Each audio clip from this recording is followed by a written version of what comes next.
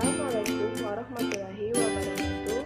Perkenalkan, nama saya Pinara Zara dari kelas 1B Prodi D3 Keperawatan Komunitas Kemenkes Bengkulu. Baiklah, di sini saya menjelaskan tentang sistem reproduksi pada manusia. Baiklah, di sini saya akan menjelaskan tentang sistem reproduksi pada manusia. Apa sih sistem reproduksi itu? Sistem reproduksi atau sistem genetal adalah sistem organ sel dalam organisme yang bekerja sama untuk tujuan reproduksi seksual. Banyak zat non-hidup seperti cairan, hormon, dan feromon juga merupakan aksesoris penting untuk sistem reproduksi. Sistem reproduksi terbagi atas sistem reproduksi laki-laki dan sistem reproduksi perempuan. Organ reproduksi laki-laki terbagi atas organ luar, organ dalam, dan organ tambahan. Organ reproduksi luar pada laki-laki pertama penis, berfungsi sebagai alat kopulasi atau persetubuhan, yaitu memasukkan sperma ke dalam alat reproduksi wanita. Yang kedua, skrotum, fungsinya sebagai kantong pelindung teknis dan menjaga suhu testis. Selanjutnya, organ reproduksi dalam. Pertama, testis, sepasang kelenjar kelamin yang memproduksi sperma dan menghasilkan hormon testosteron. Yang kedua, epididymis, merupakan saluran panjang berkelok-kelok yang keluar dari testis untuk menyimpan sementara sperma sampai matang. Kemudian, vas deferens adalah untuk menyalurkan sperma dari epididymis menuju seminalis. Selanjutnya, uretra, merupakan saluran untuk mengeluarkan sperma dan urin. Kemudian, organ reproduksi tambahan.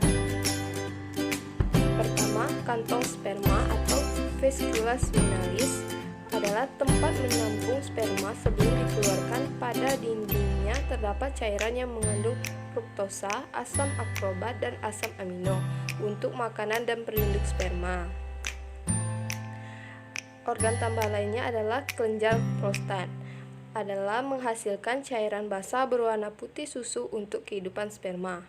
Kemudian, kelenjar Cooper menghasilkan cairan kental yang dialirkan ke uretra. Bagaimana dengan proses pembentukan sperma atau spermatogenesis? Pembentukan sperma atau spermatogenesis diawali dengan spermatogonium, kemudian menjadi spermatosis primer, kemudian membelah menjadi spermatosis sekunder, kemudian menghasilkan spermatid, dan akhirnya menjadi sel sperma.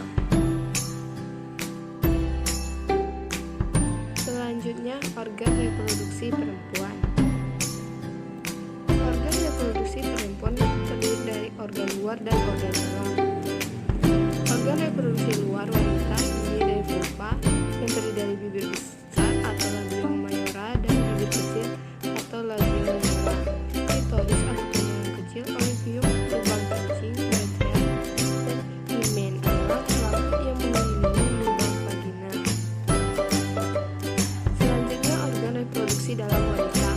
Yang pertama terdiri dari ovarium yang merupakan tempat produksi ovum atau sel telur dan hormon estrogen dan progesteron. Yang kedua, ovidu atau tuba fallopi untuk menyalurkan sel telur ke uterus atau rahim dengan gerakan peristatik dan gerakan silia pada dindingnya.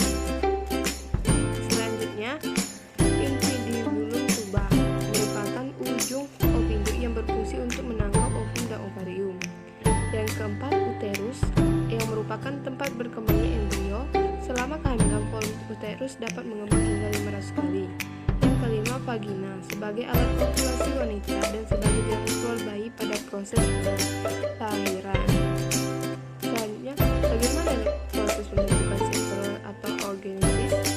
Proses pembentukan sel telur dimulai dari organellum, kemudian membelah menjadi osit polimer, kemudian menjadi osit sekunder dan oocyte sehingga menjadi sel telur. Baiklah, itu yang dapat saya sampaikan. Semoga bermanfaat. Terima kasih.